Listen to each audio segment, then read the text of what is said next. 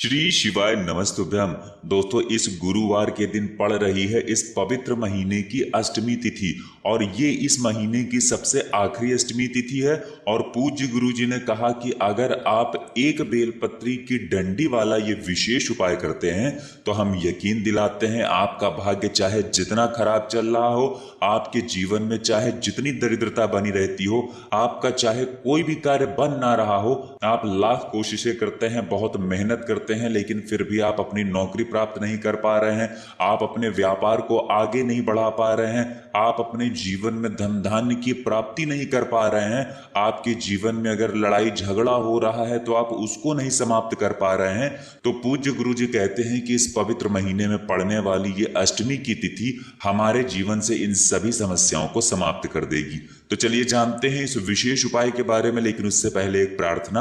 अगर आप चैनल पर नए हैं तो कृपया चैनल को सब्सक्राइब अवश्य कर लें। देखिए, अगर आप पूज्य गुरु जी की शिव महापुराण की कथा सुनते हैं तो आप सभी को पता होगा कि पूज्य गुरु जी हमेशा ही अष्टमी की तिथि को बहुत ही विशेष मानते हैं और इस पवित्र महीने में यह अष्टमी की आखिरी तिथि पड़ रही है, इसलिए आपको यह विशेष उपाय करने से बिल्कुल भी नहीं चूकना चाहिए। देखिए, इस वीडियो में हम पूज्य गुरु जी द्वारा बताए गए दो विशेष उपायों के बारे में बात करेंगे। ये दोनों ही उपाय आपके जीवन में चल रही प्रत्येक समस्या को खत्म करने के लिए होंगे, आपके व्यापार को, आपकी नौकरी को बढ़ाने के लिए होंगे व आपके जीवन में सुख समृद्धि और वैभव की प्राप्ति करवाने के लिए होंगे। पहला उपाय बताने से पहले सामने स्क्रीन पर आपको एक प्रश्न दिखाया जा रहा है। इसमें आपको बताना है कि त्र्यंबकेश्वर ज्योतिर्लिंग किस राज्य में स्थित है, गुजरात में या फिर महाराष्ट्र में। इनमें से जो भी उत्तर सही है वो आप कमेंट करके जरूर बताइएगा। चलिए बात करते हैं गुरु जी द्वारा बताए गए पहले खास उपाय के बारे में। इस उपाय के लिए आपको एक लोटा जल ले लेना है। लोटा आप तांबे का ले लीजिएगा और जल आप अपने किचन से ले लीजिएगा।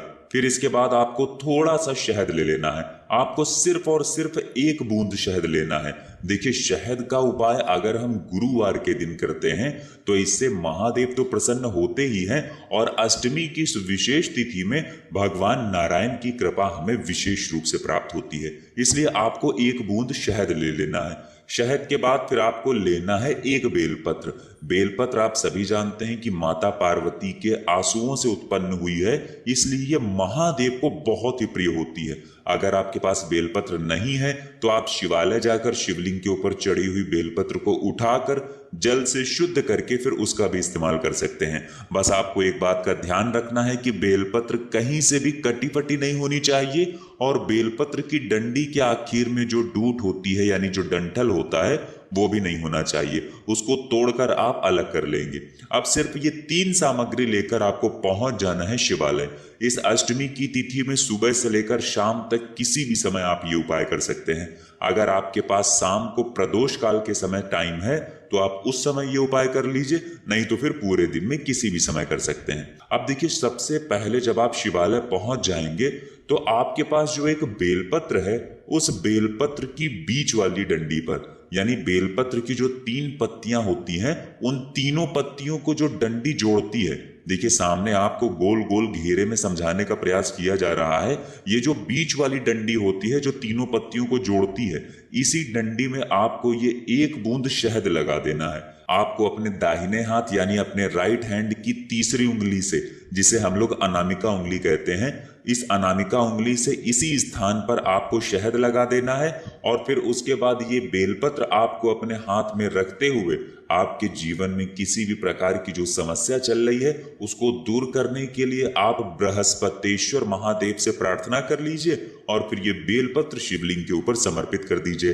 देखिए, बेलपत्र की चिकनी साइड का हिस्सा शिवलिंग में टच करेगा और बेलपत्र की जो डंडी होगी वो जलाधारी की तरफ रहेगी। सामने जैसे वीडियो में समझाया गया है, ठीक ऐसे ही आपको ये बेलपत्र समर्पित कर देना है और कम से कम 5 बार बृहस्पतेश्वर महादेव का स्मरण कर लेना है। फिर उसके बाद आपके पास जो एक लोटा जल है, उस जल को आप 7 बार में इसी बेलपत्र की सबसे आगे वाली पत्ती में समर्पित करेंगे।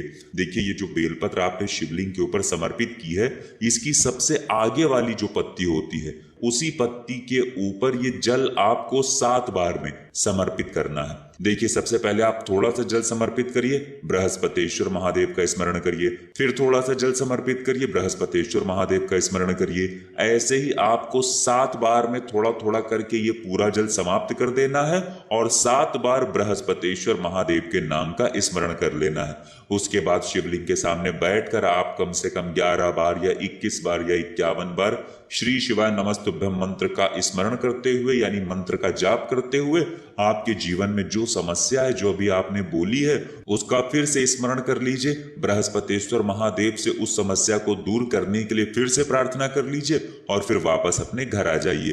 पूज्य गुरु जी ने कहा कि अगर आप इस अष्टमी की तिथि में ये विशेष उपाय करते हैं तो हम आपको यकीन दिलाते हैं कि आपके जीवन के सारे संकट, सारे कष्ट महादेव की कृपा से बहुत ही जल्द समाप्त हो जाएंगे।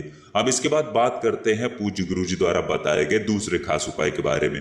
देखिए, ये उपाय भी आपके पहले उपाय की तरह ही है। जो लोग पहला उपाय ना कर पाए वो दूसरा उपाय कर सकते हैं। इस उपाय के लिए सबसे पहले आपको जरूरत पड़ेगी चने की दाल की। आपको 7 या फिर 11 या फिर 41 चने की दाल ले लेनी है। फिर इसी के साथ आपको ले लेना है थोड़ा सा शहद और फिर तीसरी सामग्री के रूप में आपको लेना है 1 बेलपत्र और फिर इसी के साथ सबसे आखिर में आपको ले लेना है 1 लोटा जल।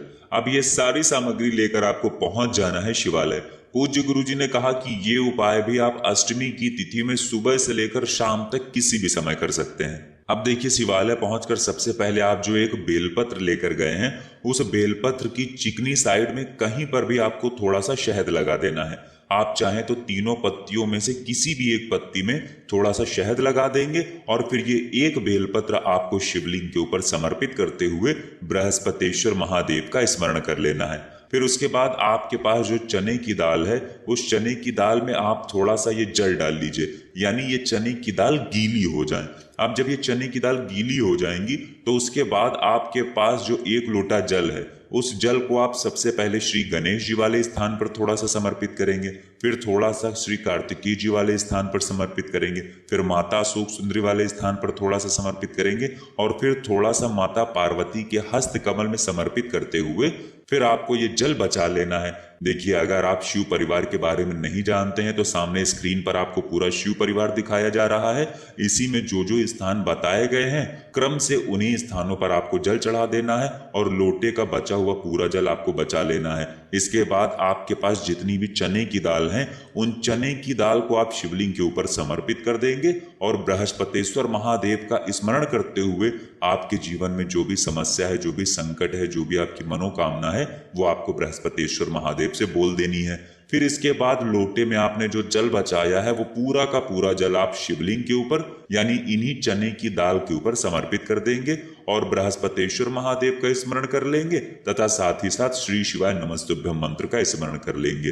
पूज्य गुरु जी ने कहा कि अगर आप इस गुरुवार के दिन पड़ने वाली अष्टमी की तिथि में ये विशेष उपाय करते हैं तो यकीन मानिए आपकी जीवन से सारी समस्याओं का अंत होगा और आपको भी धन, संपत्ति, वैभव, मान, सम्मान, इन सभी की प्राप्ति होगी।